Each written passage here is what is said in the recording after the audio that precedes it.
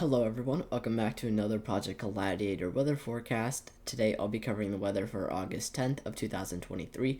And before I begin with today's forecast, I do want to mention that I have not had the proper time to look over the parameters just like yesterday to get a definitive 100% accurate forecast to my liking. So some of the stuff may be inaccurate for today, and it may be like that for a few more days in the future. And I'll let you know whenever that changes. However, if you find any misinformation in today's forecast, please tell me in the comments, and hopefully I will be able to fix it. However, we do have a slight risk for eastern South Dakota into northern Nebraska and in western Minnesota. We also do have a slight risk for southern Virginia and the North Carolina coast, with a marginal threat that does run across the eastern coast of the United States, all the way from Massachusetts into the majority of South Carolina, with the marginal threat that does extend across the southern Dixie states. We also do have a marginal threat for western Texas that I probably won't cover too much in today's forecast, if not at all. However, as for threats for today, we do have a 5% tornado threat for the slight risk region across eastern North Carolina, as well as a 2% for the slight risk region across the north central plains. As for wind threat, we do have 15% for both slight risk locations and a 5% for the marginal threat for western Texas. As for hail, we do have 15% for the slight risk region across the north central plains, as well as two separate 5% for the marginal threat across the eastern coast, and 5% for the slight risk region across eastern North Carolina. Taking a look at our radar Omega model, starting off with our 500 millibars like we usually do, focusing on the slight risk region for the eastern United States along the eastern coast. You see that we do have a jet stream that did trigger severe weather development across southern Missouri and Arkansas yesterday, making its way eastward across the eastern United States coast out into the Atlantic by tomorrow. So after today, this shortwave trough should not be as much of an issue anymore. However, you can see that it does have a pretty prominent change in direction. We do have a strong veering of the winds going up across the eastern coast. So this shortwave trough should allow for the possibility of some fairly strong directional shear to allow for the possibility of a couple tornadoes for this particular region. And then as for the slight risk region for the north central plains, you can see that we do have the jet stream that is making its way out of Canada. It is a fairly broad jet stream, and it is kind of conflicting on the models with this shortwave trough across the northern Ohio Valley. It's kind of hard to see, but you can definitely see it, how it's separated from the shortwave trough. If I draw the wind vectors that would normally be here on our pivotal weather models, you can see that it would look something like this. And then we do have the jet stream that would look something like this. So these two are separated from each other. However, this broad jet stream is going to be the primary triggering factor for the slight risk across the north central plains. And then for both locations, primarily for the slight risk region across the north central plains, there is fairly strong mid-level flow, so we could see the possibility of some small to medium hail for both locations. Taking a look at our dew points, focusing on the slight risk region for the eastern United States coast, you can see that we do have some fairly strong dew points for the entire marginal threat region. We do have dew points that are expected to be in the low to mid 70s for the entire region.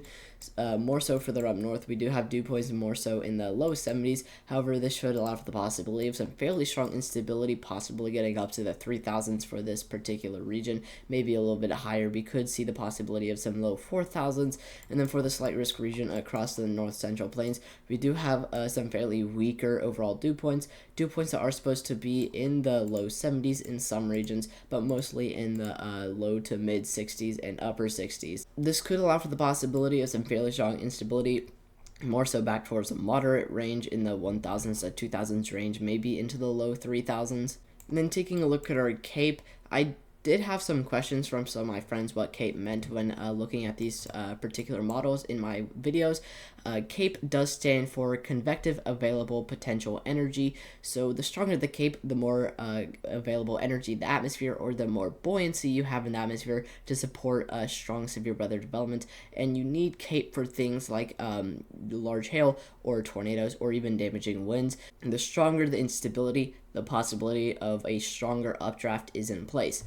So whenever I look at instability, and then earlier whenever I looked at lapse rates, I did drop lapse rates. Lapse rates is the change in temperature with height. The greater that change, the higher the lapse rates are. So overall, that would lower our development layer for hail, which is 32 degrees Fahrenheit or 0 degrees Celsius. Our freezing temperatures for hail development. That lowers that level closer down to the ground. So if we have strong available potential energy in the atmosphere for storms to use for a strong updraft, it will aloft rain particles much higher into the atmosphere to allow them to freeze into huge hail particles if we have strong instability and strong lapse rates.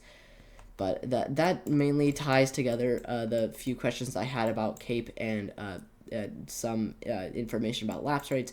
But for our instability for these particular regions, you can see focusing for the slight risk region, we do have some fairly strong CAPE values. CAPE values that are expected to be in the low 3000s, possibly getting into the upper 3000s across the coast mainly. However, they are mostly going to stay in the 2000s, upper 2000s, and 3000s range.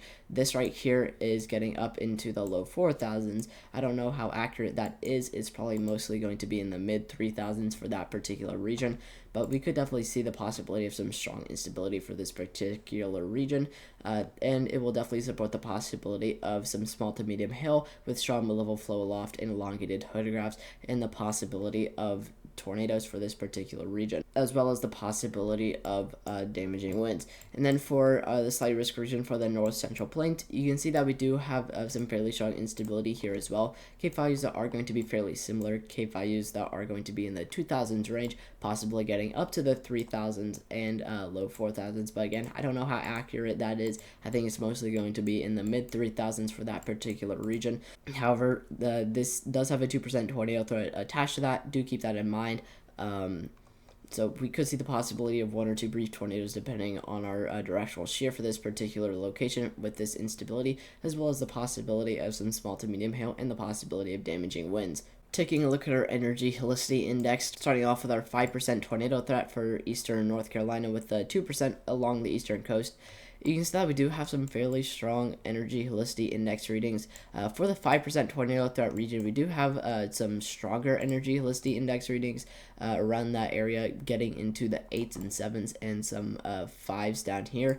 That is going to support the possibility of that 5% tornado threat, as well as fairly strong energy helicity index ratings up along that 2% tornado threat region along the coast. Will support the possibility of 1 or 2 brief tornadoes along the coast.